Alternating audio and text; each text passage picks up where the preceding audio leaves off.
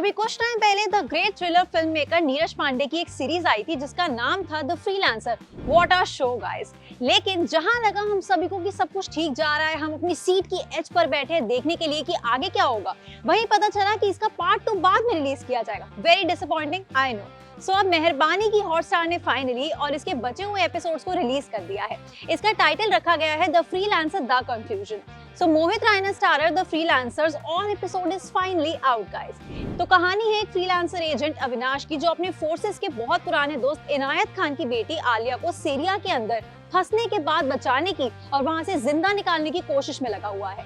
अब वो उसे वहां से निकाल पाता है या नहीं, निकालता है तो किस तरह से निकालता है, इसमें CIA और इंटरनल एजेंसीज किस हद तक इन्वॉल्व है, ये सब कुछ आप देखोगे इस सीरीज में। जब इसका फर्स्ट पार्ट आया था ना, तभी मैंने कह दिया था कि ये शो आपको होल्ड करके रखता है एंड तक।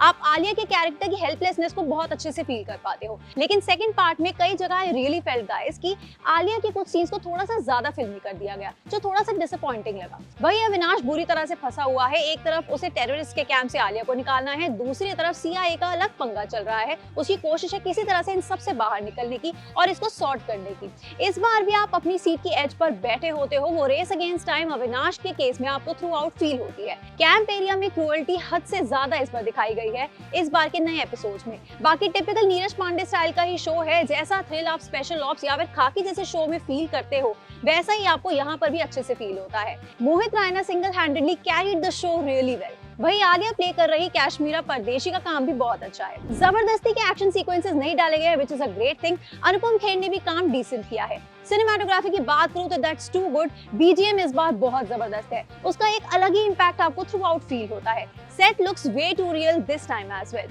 बाकी हाँ, कुछ सपोर्टिंग कास्ट की एक्टिंग मुझे थोड़ी सी ब्लैंड लगी कई जगह पर, but that's something that we can ignore. Overall the freelancer is one of the well made series of 2023, जिसे आप लोग देख सकते हो अगर आपको स्पेशल ऑप्स और खाकी जैसे शोज या फिर कहूँ बेबी जैसी फिल्म बहुत पसंद आई हो और आपको थ्रिल से बहुत प्यार हो।